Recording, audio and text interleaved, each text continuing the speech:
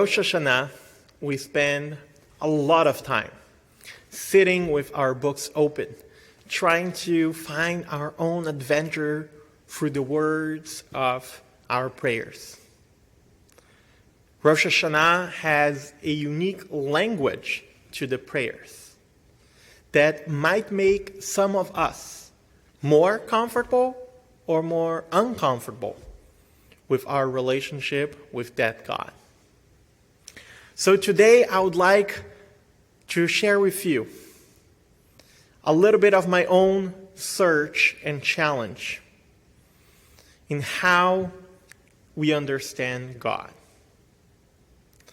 Mostly, I want to open myself to you, sharing some of my own thoughts and ideas about God that I have collected over the past few years. I don't think that these ideas are better than other ideas, but they are personal. They are the outcome of my own experience. Interestingly, faith is not what defines us as Jews, nor even us, rabbis.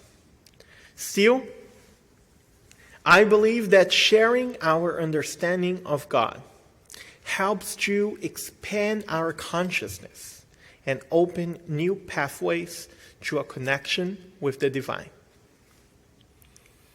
So let me start with one question. Do you know God? I mean, do you really know God? I have been struggling with this question for a long time. How can I know God? How can I even know and be certain that God even exists? I'll be honest with you. I don't know if God exists. And if God does exist, which I think God does, I don't know exactly what God is. The curious thing is that this is not a problem for me. The doubt, not a huge problem. Even though I am humble before our existence and all the mysteries that come with it, I believe that is our role to play with these ideas that might help us find meaning in life. I believe in God, for I decided to have faith in the God idea as a way to enrich my life with meaning and structure. The belief I have in this God idea implies many things about what God is, and mostly what God isn't for me. God is neither human nor physical, does not have supernatural powers. God cannot change the course of nature. God cannot be seen, but God can be experienced. For God is the potential power of creation that is manifested through all the natural rules that were initially created with the world. Creation is a continuous process. It happens every day, every moment, and everywhere. The partnership on creation and development of the world between humans and God is holy and precious. This partnership creates a sense of responsibility for every action we take. Every human action impacts nature, turning every human action in a partnership between human and divine. To experience God's presence is a choice as I walk in this world. God is a continuous process that happens with or without human awareness. Although, without awareness, what is divine will be seen as mundane, ordinary, and God will cease to exist in the human experience. God does not need human acknowledgement to exist in God's self. But God needs human awareness to be in relationship with humanity, and in this way, achieve the potential that exists in this partnership. Since we cannot know God in a complete way, we can know God through God's attributes. We can see what is godly in the world. For when we understand ourselves as being created in God's image, we see ourselves with the potential to be godly, to behave according to God's attributes, incorporating these values into our practice. In that sense, God is also the source of values like justice and love. To be created in God's image means to be created with the sense of justice and the power, the capacity to love. Humans are able to feel and understand God when they act with justice in the world and when they fall in love.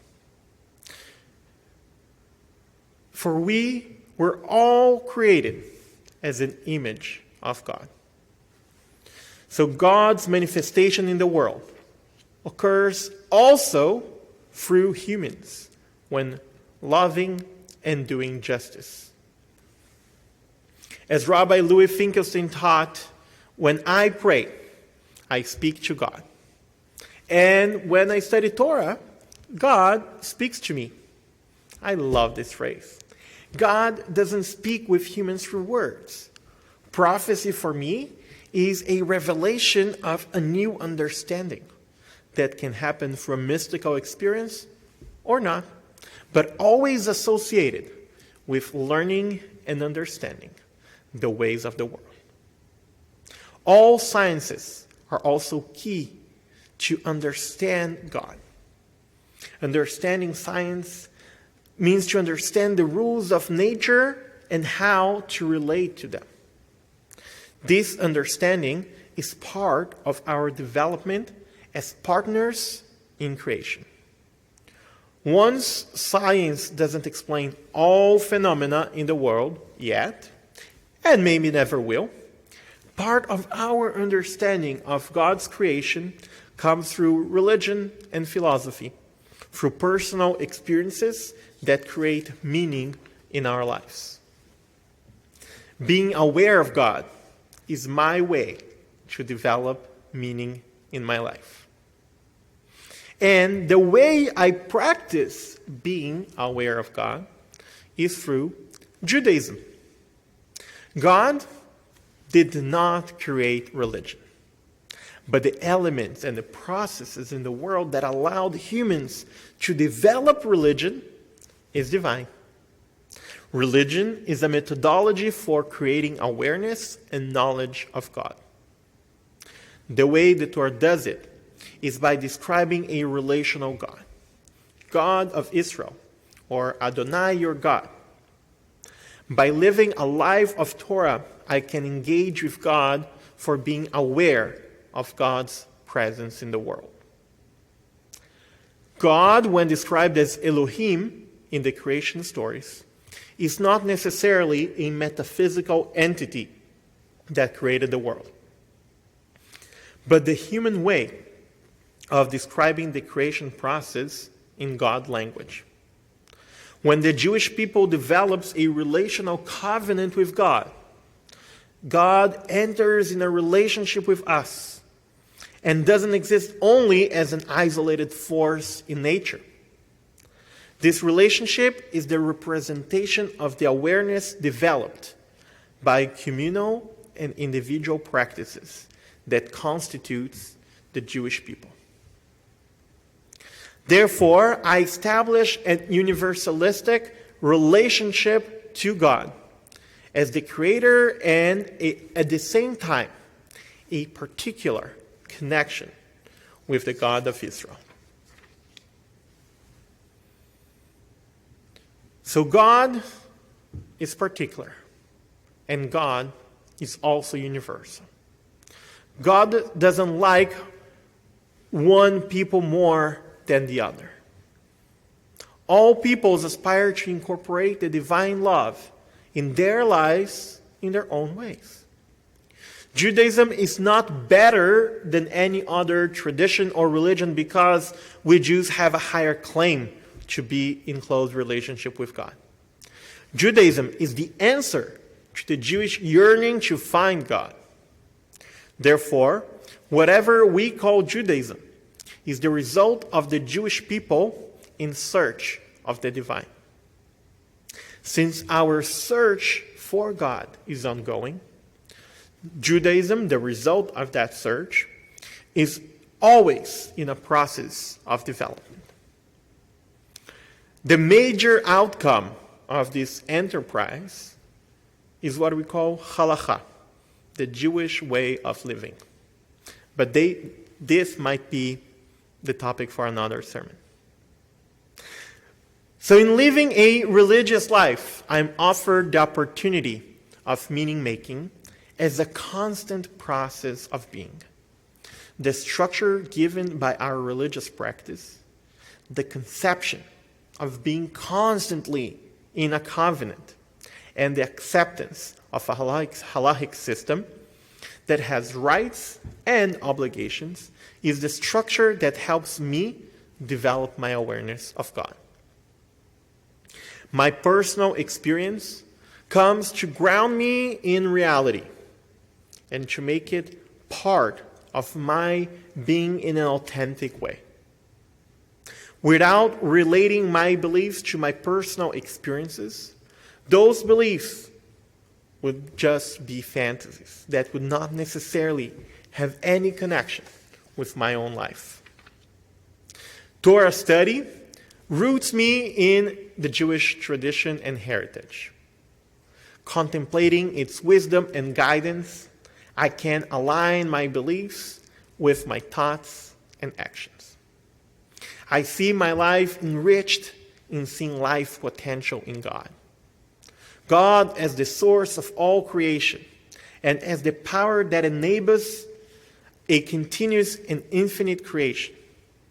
The realm of possibilities becomes richer in partnering with God, widening our potential to succeed in life. In seeing a human relationship as divine, as an aspect of God's continuous creation, I can add infinite potential to it. God is always present. It is our task to search for God's presence, enriching our life with meaning and structure. May we continue our search for the divine in 5783. May we find and create meaning in our life by living in relationship with God through our traditions and ethical behavior. And as we walk in this world, may God find us and bless us with a good and meaningful life. Shana Tova.